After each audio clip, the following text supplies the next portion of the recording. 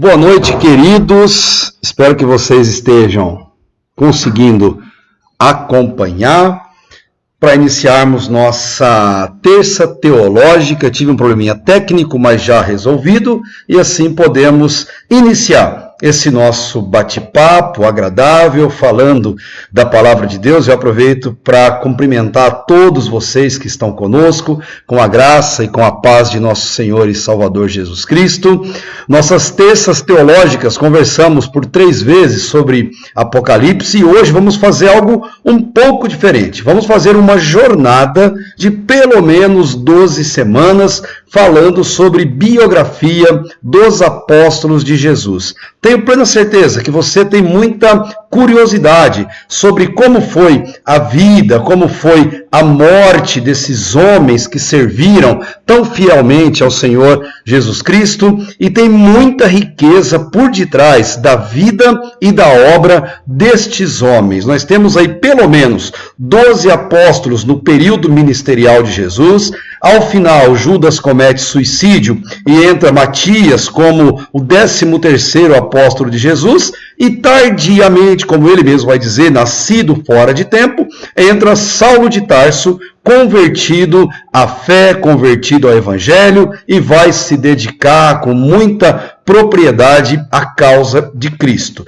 E nós vamos conversar então por todas essas semanas a respeito da biografia dos apóstolos, e quis começar falando a respeito da biografia do apóstolo Pedro, de Simão Pedro, e por uma razão muito específica. Pedro é considerado o príncipe dos apóstolos, o apóstolo com mais proeminência entre os demais. Pedro ainda é uma incógnita em muitos pontos da vida dele, mas um outro motivo para começarmos a falar a partir da vida dele é que Pedro foi considerado o apóstolo mais contundente, o apóstolo mais controverso, o apóstolo mais tão comentado na igreja antiga, a ponto de ser considerado o primeiro Papa. Vamos conversar sobre isso também, falar as verdades, as inverdades sobre essa afirmação, para que o nosso coração aproveite um pouco do conhecimento, do legado que esses homens deixaram. E são muitas riquezas que a gente encontra por meio da vida de cada um deles. E isso eu gostaria de explorar e caminhar com vocês durante as nossas terças teológicas. Talvez precisemos de 2 terças para falar somente de Pedro. E por quê? Há muito material bíblico a respeito dele, especialmente nos evangelhos. Tem 2 cartas que ele mesmo produziu. Paulo vai falar dele também. Então, Pedro tem muito conteúdo bíblico para a gente conversar sobre ele, e também tem um bom conteúdo histórico. Tem uma boa literatura abordando a respeito da vida dele, principalmente por meio de Papias e Policarpo. Papias de Herápolis e Policarpo de Esmirna, esses 2 homens que foram pais da igreja e que aprenderam aos pés do apóstolo João e ouviram muitas histórias a respeito de Pedro e contaram por escrito. E à medida que caminharmos, vamos conversar um pouquinho sobre tudo isso. Então, Bíblia na mão, papel e caneta para você fazer as devidas anotações, e vamos assim navegar pela palavra de Deus, conversando sobre a biografia dos apóstolos. Hoje falamos sobre Simão Pedro, e a primeira informação relevante e importante. Esse texto inicial diz: tu és Simão, filho de Jonas, que a partir daquele momento seria chamado Cefas, que quer dizer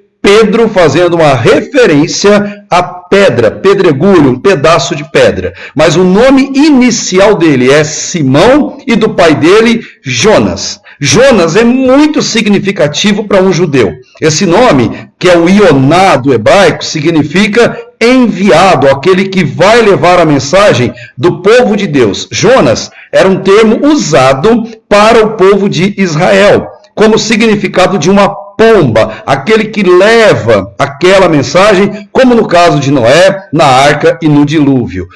A primeira informação, Pedro, ser chamado de Simão e ser filho de Jonas, já nos dá a informação de que ele era um judeu extremamente atuante. Pedro era um judeu na mais pura acepção da palavra. Guarde essa informação. Essa informação vai fazer toda a diferença à medida que nós caminharmos, que nós conversarmos sobre isso, pois é relevante demais você saber essa informação. Pedro era um judeu.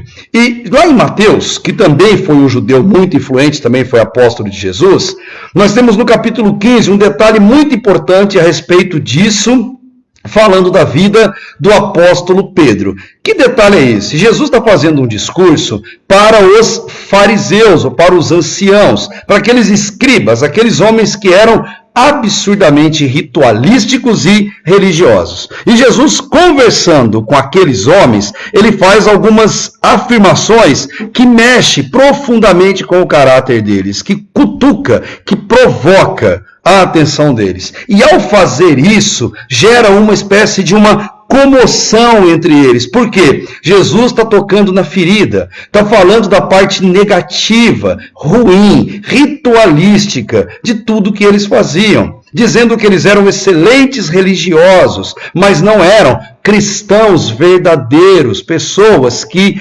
amavam a mensagem de Cristo. E à medida que Cristo está falando para eles, ele quer dizer que não adianta nada eles darem oferta, reservarem uma parte dos seus ganhos, se eles não respeitavam o pai, não respeitavam a mãe, se eles não tinham esse comportamento de cuidado do seu pai, da sua mãe, quando eles ficaram mais idosos. E Jesus diz, vocês são hipócritas, vocês falam uma coisa e fazem outras. Vocês, têm um comportamento ruim. E esses fariseus estavam acusando Jesus porque os discípulos de Jesus não lavavam as mãos antes de comer. E eles vieram acusar e provocar Jesus quanto a essa questão. E Jesus diz, não, vocês são cegos. No versículo 14 de Mateus capítulo 15, ele fala assim, deixai-os, eles são guias cegos. E se um cego guiar outro cego, ambos cairão num buraco. E é muito interessante isso, porque a hora que Jesus conta essa história, para ilustrar a hipocrisia dos judeus, dos escribas e dos fariseus, Simão Pedro, que era um judeu da gema, ele se incomodou. Como se aquela afirmação de Jesus fosse uma carapuça, e a carapuça serviu em Simão Pedro. Serviu tanto que no versículo 15, ele chama Jesus de lado e fala, Jesus, explica-nos esta parábola, explica-nos esta história. Algo assim, Jesus, será que eu estou errado no meu ritualismo? Será que eu estou errado em ser um judeu tão religioso, tão praticante? Jesus, me explica, eu quero entender isso. Pedro tem muitas virtudes, e uma delas, Pedro perguntava quando tinha dúvida. Aliás, a palavra de Deus, ela exige de nós esse comportamento. Que sejamos, como Atos vai explicar no capítulo 16, cristãos bereanos, pessoas que olham para a Escritura e que perguntam para a Escritura. Hoje eu recebi uma indagação que me dizia, é errado perguntar isso para Deus ou pedir isso para Deus? Eu disse, não. Errado é você não falar para Deus, errado é você não pedir, errado é você não perguntar. Pergunte para Deus. E Pedro, ele perguntou, ele teve uma dúvida, essa dúvida mexia com a alma dele, essa dúvida tinha a ver com a eternidade, com a espiritualidade dele, ele não podia deixar isso sem uma resposta. Então Pedro foi um judeu, mas diferente dos seus irmãos, que até então eram hipócritas, o que Pedro fez? Ele perguntou, ele tirou a dúvida. Primeira informação, eu queria que você guardasse. Ele era um judeu, extremamente judeu. E uma segunda informação na biografia de Pedro. O que mais ele foi?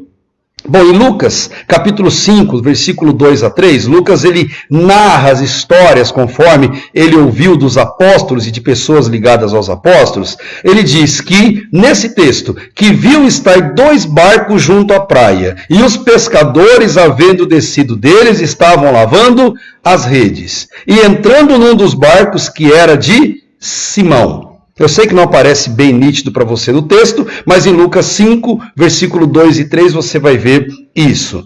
Pedro era dono de um barco e de um barco de pesca, que era o meio comercial e de subsistência mais importante na época. O que isso nos leva a perceber que Pedro, além de um judeu muito atuante, Pedro era uma pessoa de posses. Pedro tinha condições financeiras. Pedro era dono de um barco. E na sequência do texto, nós veremos que não só era dono de um barco, como ele era sócio, ele tinha funcionários. Ele era sócio de João e de Tiago, era sócio do pai deles, de Zebedeu. Então Pedro tinha uma excelente condição financeira. Pedro não era uma pessoa sem instrução intelectual, sem condição, e também Pedro, ele era, além de um judeu religioso e praticante, que quando teve dúvida da sua fé, ele perguntou para Jesus, ele foi um pescador, e um pescador com a idade um pouco acima das dos seus irmãos. Isso vai fazer muita diferença à medida que estudarmos a biografia dele. Pedro, mesmo sendo pescador, mesmo sendo um religioso profundamente judeu, quando ele tem um encontro com Jesus, em um dos momentos ali da sua caminhada, ele não tinha vergonha por exemplo, de se prostrar aos pés de Jesus. Em um dado momento, reconhecendo a sua fragilidade humana, Pedro prostrou-se aos pés de Jesus e disse: Senhor, ausenta-te de mim, porque eu sou um homem pecador. Aliás, numa versão mais original, se você perceber, ele não diz eu sou um pecador, ele diz eu sou o pecador. Quem pertence a Deus, seja um apóstolo, um ministro, um pastor, um cristão, não importa quem pertence a Cristo, a primeira marca, ele se reconhece pecador. Ele não se reconhece melhor ou maior do que os outros. Pedro fez isso, ele diz, eu sou pecador. Paulo disse, eu sou o pior dos pecadores, e tantos outros homens na Bíblia, eles se reconheceram assim.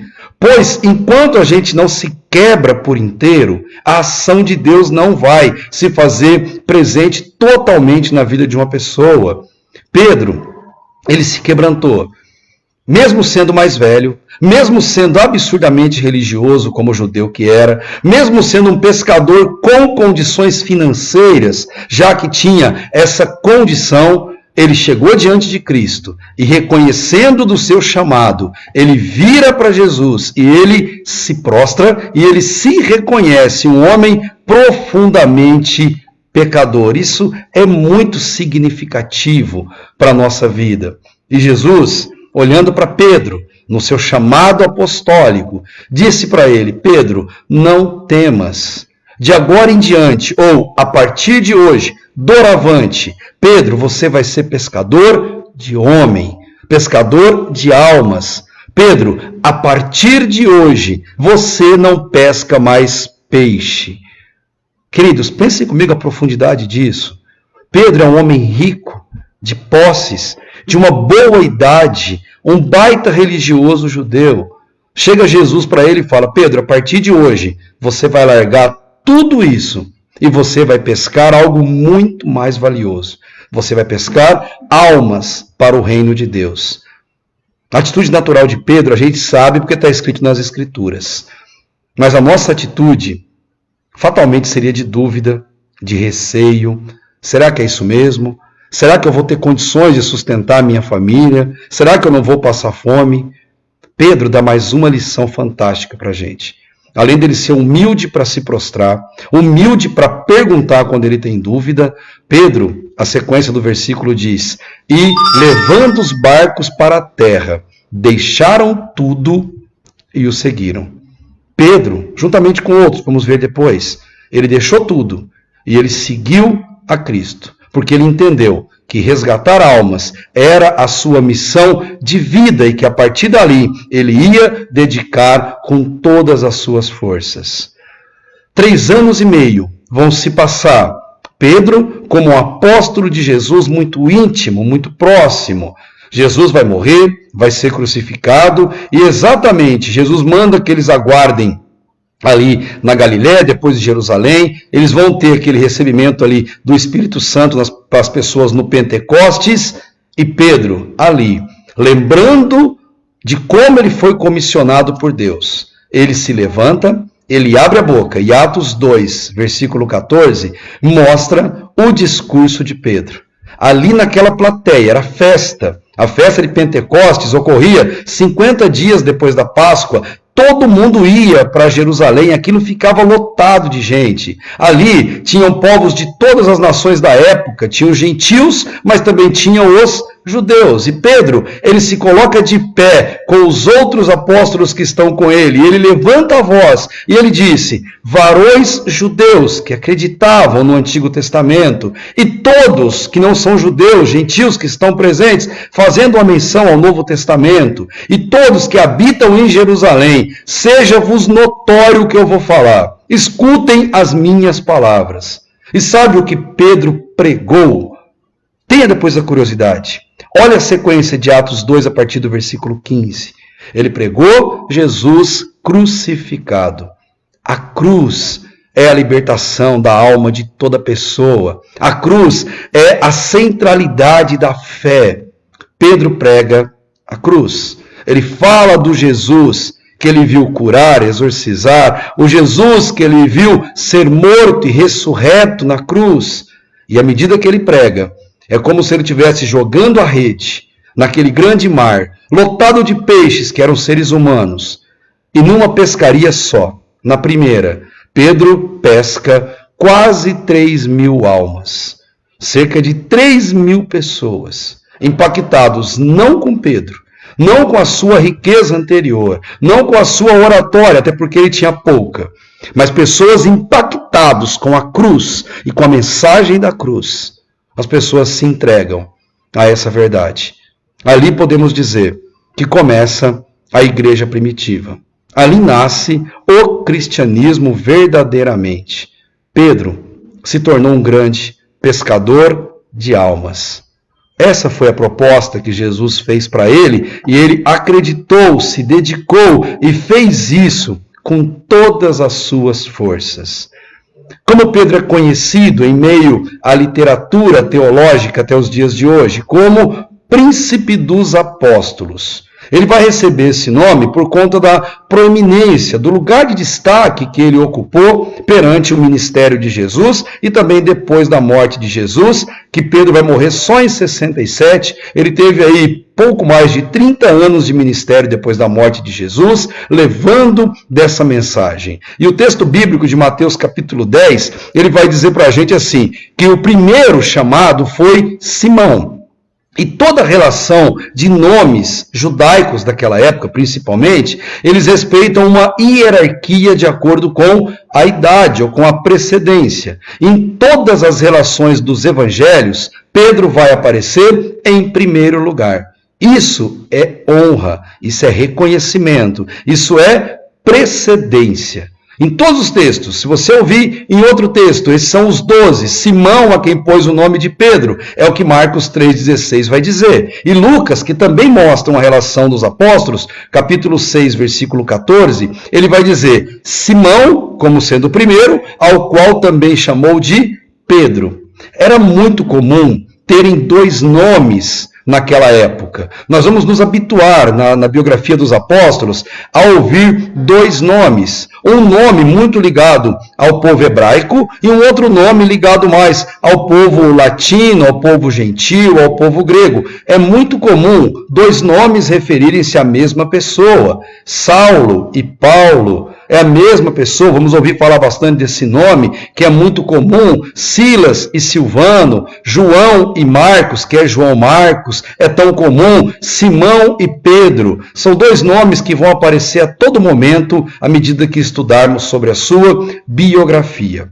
Pedro é considerado o príncipe dos apóstolos, porque ele tem uma precedência sobre os demais.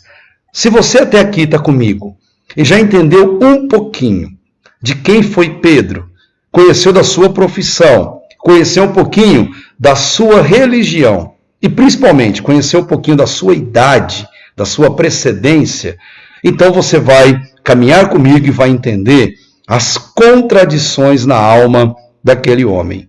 E eu quero comentar com você as principais delas. Mas antes, deixa eu fazer aqui uma observação.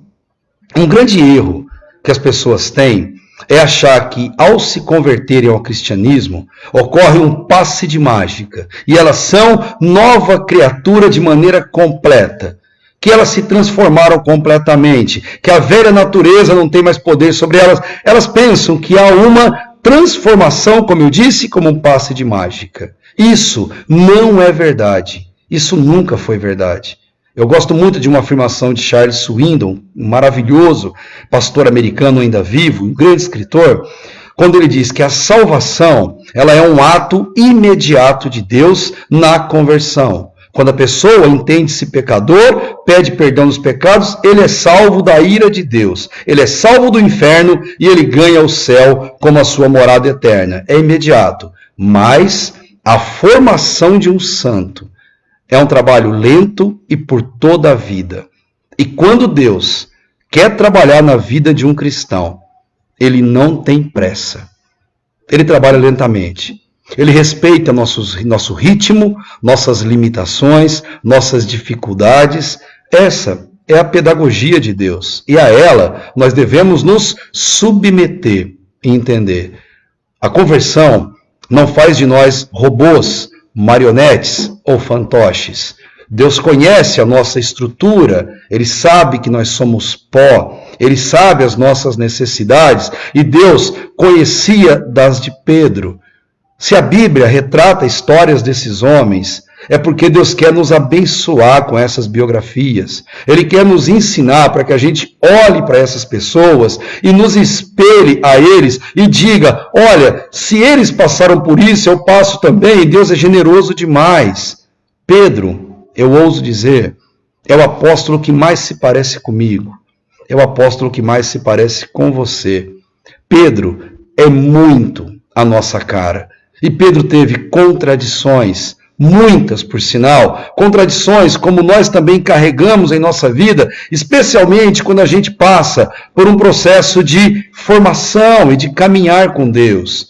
Mateus capítulo 14, se você puder observar, mostra uma contradição muito importante. Pedro sempre pegava a palavra, Pedro sempre tomava frente, até porque a precedência era dele, e ele falava, ele expunha o evangelho, ele se posicionava, ele vinha até diante de Cristo e não tinha receio de colocar ali a sua opinião, mas no capítulo 14, versículo 25, vai mostrar para a gente aquela história de Jesus andando sobre o mar. E há muita má interpretação nesse texto, que vamos eliminar aqui conhecendo um pouquinho da biografia de Pedro. Olha só, o barco estava longe, eles estavam atravessando aquele mar. Jesus se demorou um pouco, pois ele estava orando. Quando ele veio, ele entra para o barco onde eles estavam, mas ele não entra por meio de um terceiro barco. Ele vem andando sobre as águas. À medida que Jesus vem andando sobre as águas, os apóstolos veem aquela imagem quando ele se aproximou. Tinha uma grande tempestade. Era noite, tempestade, e quando eles perceberam que um homem vinha se aproximando, esses apóstolos, homens barbados, 12 homens adultos, pescadores experientes, eram a maioria deles, eles simplesmente morrem de medo. Esses homens ficam desesperados. A sequência do texto vai te mostrar isso. Eles tiveram tanto medo diante daquilo, pois eles acharam que era um fantasma. E Jesus, no versículo 27, vai dizer para eles assim, olha, tenham coragem, sou eu, não temam. Sou eu, sou Jesus que anda com vocês, fiquem tranquilos. A hora que eles ouviram isso, quem tomou a frente? Pedro, o grande Pedro, o corajoso Pedro. E dizendo tipo assim, mas fantasma, fica aí, espera um pouco. Eu quero ter certeza que você não é um fantasma e é o nosso mestre. Se você for Jesus mesmo, manda com que eu vá andando sobre as águas até você. E eu vou acreditar que você não é um fantasma e é Jesus de verdade. Jesus vira para ele, numa linguagem moderna, e disse, demorou. O que você está esperando? Vem, pode vir ao meu encontro. E Pedro, versículo 29, desceu do barco e começou a andar sobre as águas. Gente, se era tempestade, de noite, e ele conversava com Jesus em som audível, eles estavam muito próximos um do outro, ao contato visual e audível. Pedro anda alguns passos pisando sobre a água e não afunda. Mas de repente, bateu um medo terrível em Pedro. Pedro começou a afundar. E talvez você pense, nesse texto cômico, Pedro não sabe nadar, Pedro está com medo de se afogar. Querido, Pedro era pescador. Pedro nasceu, cresceu e viveu pescador. E se tem uma coisa que pescador sabe fazer, é nadar.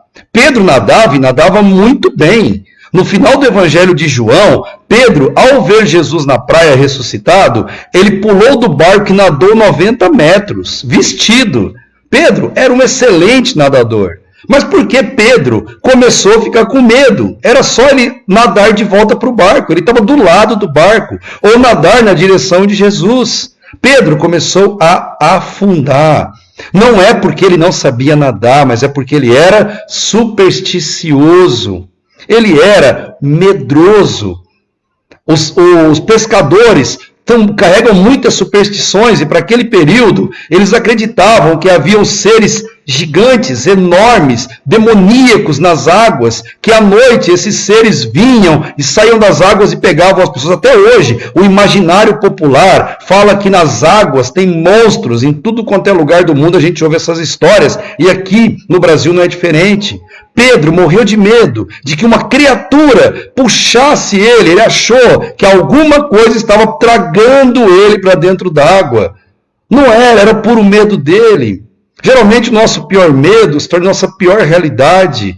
Pedro começa a afundar e Pedro, ele pede socorro para Jesus. Mestre, me salva. Jesus está tão perto dele que só estica a mão. Versículo 31. E disse: "Ô Pedro, como você é um homem de pequena fé." E assim eles subiram para o barco e atravessaram para o outro lado. Pedro, ele tinha essas contradições. Gente, sejamos sinceros. Nós parecemos demais com Pedro. Nós temos convicções, muitas delas, não temos? Mas nós temos medo também. Nós sabemos que Deus cuida da nossa família. Mas quem não morre de medo de perder um ente querido? Quem não morre de medo de perder um filho, uma filha que tanto ama? Convenhamos, gente, nós somos seres humanos. Nós somos iguaizinhos a Pedro. Nós temos fé. Nós amamos a Cristo. Nós somos salvos e sabemos da eternidade do céu. Mas nós temos medo, e de muitas coisas nós temos medo. E por isso nós precisamos entender quem somos nós. Nós somos falhos, mas servimos e amamos a um Deus que é perfeito. Nós somos pecadores, mas amamos um Deus que é santo. Nós somos impuros e amamos um Deus que é pureza em essência. Nós erramos e pecamos, mas Deus, na sua santidade, Ele cuida de nós. Pedro era homem. Pedro não era Deus. Pedro não era santo na acepção da palavra, como alguém que tivesse poderes espirituais. Pedro era só um homem. E Deus escolhe homens, capacita homens. Jesus morreu na cruz por causa de homens. Preparou o céu para homens, homens de geral de sociedade, humanidade. Ele vai voltar para buscar homens para viver a eternidade com ele no céu. A primeira contradição de Pedro, que é muito comum em nosso coração. Ele era muito corajoso, mas ao mesmo tempo ele era muito medroso. E essa característica marcou a vida de Pedro. Mas se fosse só essa contradição, estaria até bom. Tem outras também. Mateus capítulo 8, no versículo 14, nos conta que Pedro tinha uma sogra. Se ele tinha uma sogra, ele era casado, razões óbvias. E essa sogra de Pedro, ela adoeceu. Ela teve uma febre muito forte. E é interessante que Jesus vai visitar essa mulher. Ele vai visitar a sogra. E ele não permite que as pessoas em volta entrem com ele na casa. Ele só levou consigo Pedro, João e Tiago. Jesus vai ficar 3 anos e meio do seu ministério. E em todos os momentos de maior intimidade, ele estava com esses 3. Os demais iam até um ponto. Mas na intimidade estava Pedro, Tiago e João. Coloque-se no lugar de Pedro. Pedro viu Jesus olhar para aquela mulher e repreender a doença. E a mulher ser curada imediatamente. Isso Pedro viu com os próprios olhos. Isso marcou a vida de Pedro, porque ele não tinha dúvida que Jesus era Deus e que Jesus queria a completa redenção das pessoas e a cura de todos os males que as pessoas estivessem passando na vida. Pedro estava junto. Tem um outro evento que Marcos, capítulo 5, a partir do versículo 35, ele mostra que fala da filha de Jairo. Jairo era um homem muito importante. E as pessoas vieram para ele, era chefe da sinagoga, e disseram: Jairo, a sua filha morreu. Jairo entrou em desespero. Quem não entraria saber que a sua filha adoeceu e morreu? E Jesus diz para ele, versículo 36, disse: Jairo, não temas, crê somente. Mantenha sua fé, não se desespere diante de uma notícia ruim que você está passando agora. E Jesus, no versículo 37, ele vai ao encontro dessa situação que está acontecendo na família de Jairo, mas o versículo diz: e não permitiu que o acompanhassem, exceto Pedro, Tiago e João. Eles foram até a casa. Chegando na casa, a menina estava morta, um grande alvoroço, familiares e amigos chorando e chorando muito pela morte daquela menina. Era uma criança, e a morte de uma criança impacta naturalmente todo mundo. E Jesus diz: ela não está morta, ela está dormindo, versículo 39. E as mesmas pessoas que choravam passaram a dar risada. E Pedro está junto. Pedro está vendo aquilo acontecer. E Jesus, ele vai chegar pela menina, versículo 41. Tomando pela mão, ele disse: Talita cumi, que quer dizer menina, eu te ordeno, levanta-te. Então a menina, que tinha 12 anos, se levantou imediatamente e começou a andar. E todos foram tomados de espanto. Todos, inclusive Pedro. Pedro viu com os próprios olhos, mais de uma vez, Jesus repreender a doença e uma pessoa ser curada. Mais de uma vez ele viu Jesus ressuscitar alguém morto. E Pedro, em Mateus 17, versículo 1 a 5, ele teve um privilégio como poucos. Ele, Tiago e João, eles viram um relance do céu. Jesus os levou até um lugar, e ali naquele monte, Jesus, como se abrisse a cortina do céu, ele começa a conversar com Moisés e Elias. E a conversa é natural, dá para ouvir os nomes, porque eles relatam que era Moisés e Elias que Cristo conversava. De repente, Jesus saiu daquela conversa. E quando ele saiu e fechou-se o céu, Pedro tomou a palavra. E Pedro, não entendendo o que ele viu, ele falou: Senhor, que maravilha! Devemos fazer uma tenda para o Senhor, para Moisés e para Elias. Jesus, meio que balançando a cabeça, falou: Pedro, você não entendeu nada. Não é isso. Não é idolatria. O que Jesus quer mostrar para eles é assim: Jesus é maior do que o Antigo Testamento. Moisés representa a lei, a Torá. Elias representa os livros proféticos da Bíblia. Jesus quer mostrar para os seus apóstolos que ele é o cumprimento do Antigo Testamento.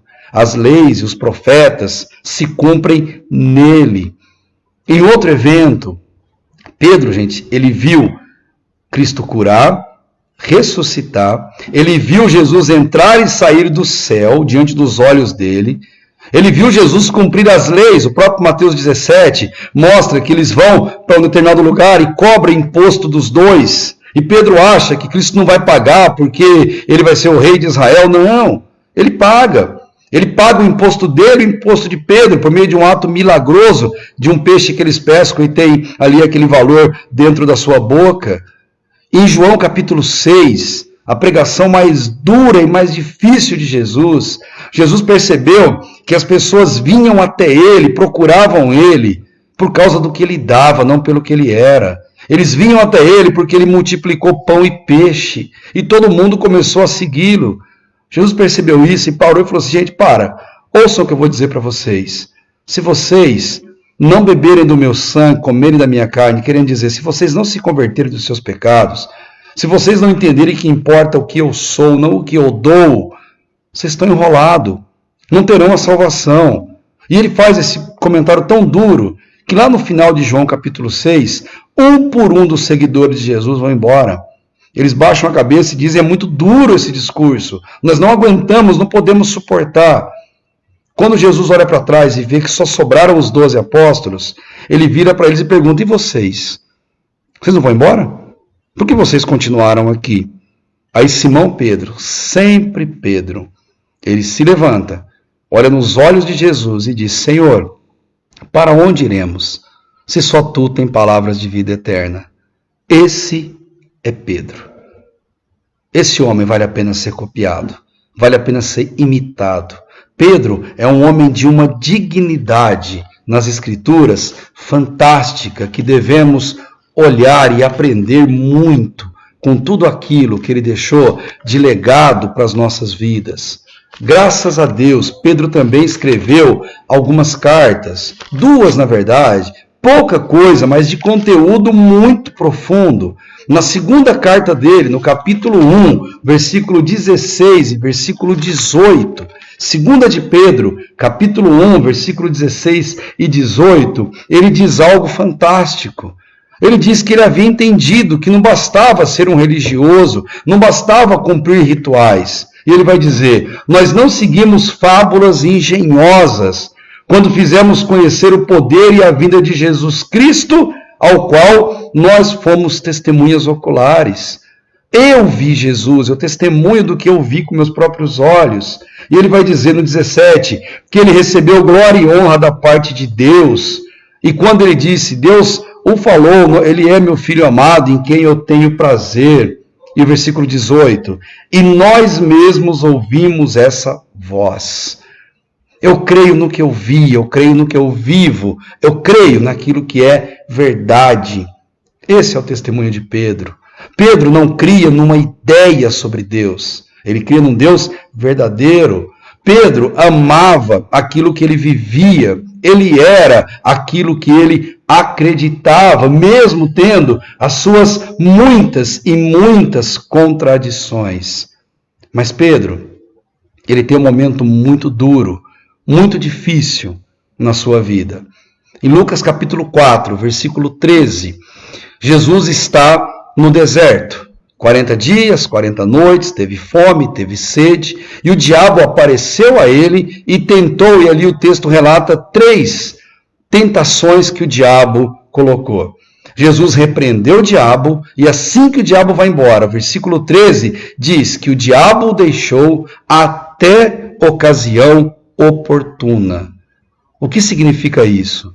A gente pensa que Cristo foi tentado somente no deserto durante aqueles 40 dias, queridos. Não foi.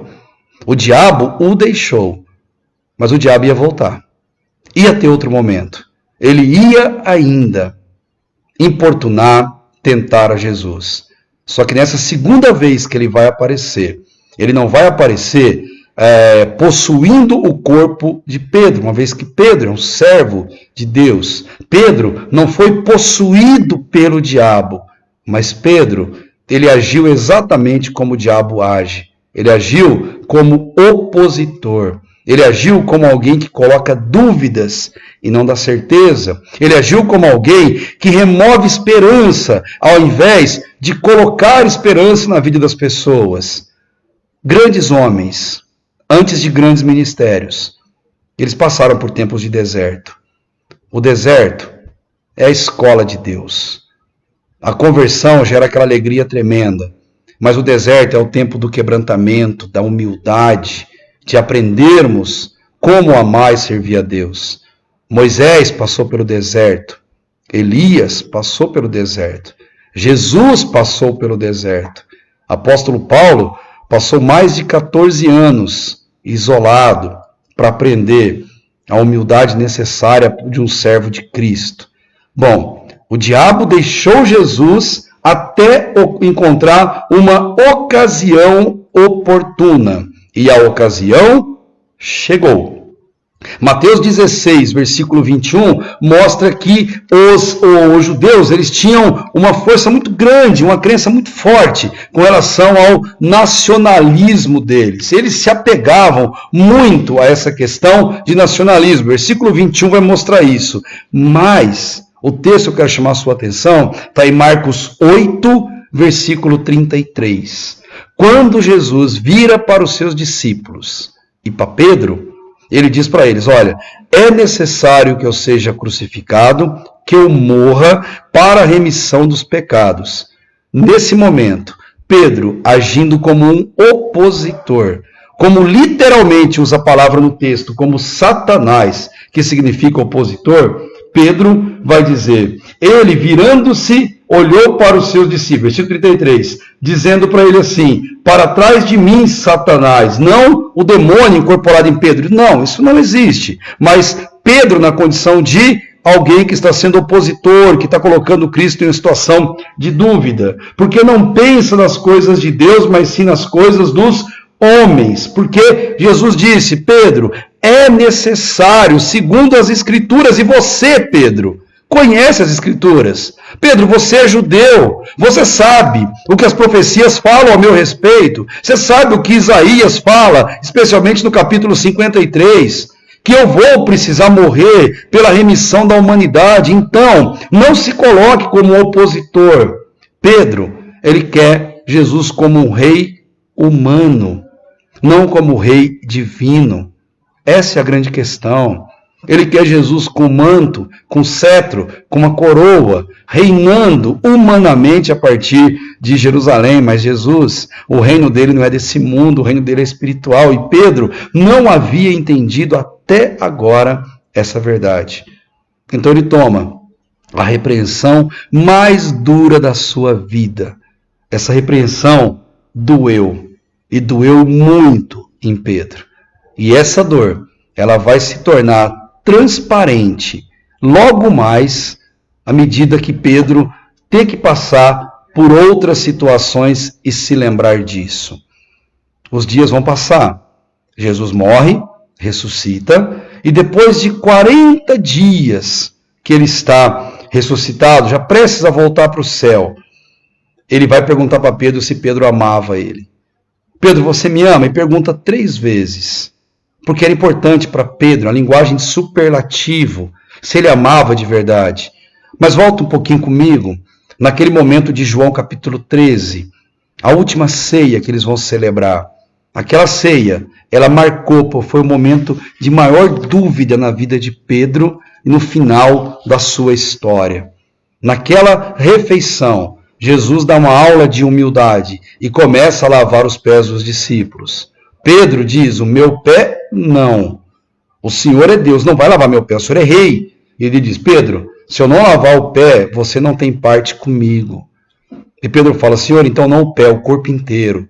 Pedro é assim. E ele fala, não, Pedro, não precisa. Porque quem é lavado os pés, está lavado por completo. O que significa lavar os pés? Humildade. E quem não lavar os pés não tem parte comigo. Não é literal, gente, é figurado. Não existe orgulho no reino de Deus. Orgulho não entra no céu. Então, quanto antes a gente deixar ele aqui, abandonar ele aqui e aprender que amar as pessoas significa esse ato de humildade, de serviço, nós não podemos falar que somos cristãos verdadeiros, porque Cristo era serviço, Pedro aprendeu a ser serviço. E Marcos 14, 18 relata como era a ceia. E naquele relato da ceia, Jesus olha para aqueles homens que estão em volta dele, em volta da mesa, e diz para eles, olha, infelizmente, um de vocês vai me trair. Pedro, na hora, ele teve a impressão, sou eu. Jesus está falando comigo. Ele está dizendo que eu serei o traidor. Depois olha com carinho, João capítulo 13. No versículo 23 e versículo 24, Pedro, ele está um pouquinho longe de Jesus. E ao lado de Jesus, como mostra aquela cena do quadro famoso de Da Vinci, João está deitado, reclinado sobre o peito de Jesus. E Pedro, que está um pouco afastado, ele vira para João e faz um gesto, ele gesticula, tipo, João, pergunta para o mestre se sou eu. João, pergunta para ele se eu serei esse traidor. Pedro tinha medo de trair Jesus. Medo que a gente deveria ter também hoje em nossos corações. Ele fala, Pedro, João, pergunta para ele se é. João pergunta e Jesus responde, olha, aquele que comer do pão, molhar o pão no prato comigo, é esse que vai me trair. Só que molhar o pão no prato, o pão era o talher da época deles. Todos eles estavam fazendo aquilo. Até então, isso não ajudava na resposta que Pedro queria. Mas no versículo 36 e versículo 38, mostra a confirmação daquela pergunta. Então Simão Pedro perguntou, Senhor, para onde vais? Terminado ali a ceia. E Jesus disse, para onde eu vou, Pedro? Você não pode me seguir agora. Tipo, Pedro, eu vou morrer, Pedro. Mas você não pode morrer comigo na cruz. Mas Pedro respondeu, mas Cristo disse, você não pode, mas mais tarde você me seguirá. E Pedro disse, Senhor, por que não posso seguir-te agora? Senhor, eu darei a minha vida por ti. Eu morro por ti, se necessário for. E Jesus vai dizer para ele, Pedro, morre não, Pedro. Isso era quinta-feira. Pedro, ainda hoje, antes que o galo cante, você vai me negar 3 vezes. Eu, Senhor, jamais. Vai, Pedro. E aí Pedro, que tinha dúvida de que ele era de quem Jesus falava, ele falava de Judas, mas ali eles não perceberam. E Pedro acalentou aquela dúvida, será que ele está falando comigo? E para despistar essa possibilidade, ele diz, eu morro com o Senhor se necessário for. E é interessante que Jesus avisou Pedro. Ele disse para Pedro que Pedro passaria por um momento desse. Pedro não acreditou, ou pelo menos ele não esperava que fosse verdade isso tudo que estava acontecendo. Mas Jesus avisou a ele que isso ia acontecer. Em Lucas 22, do 31 ao 32, nós vamos ver esse relato, e esse relato é forte demais. Lucas 22, 31 e 32, diz assim, Simão, Simão, Satanás vos pediu para peneirá-los como trigo, mas eu roguei por ti, para que a tua fé não esmoreça, e quando te converteres, fortalece teus irmãos.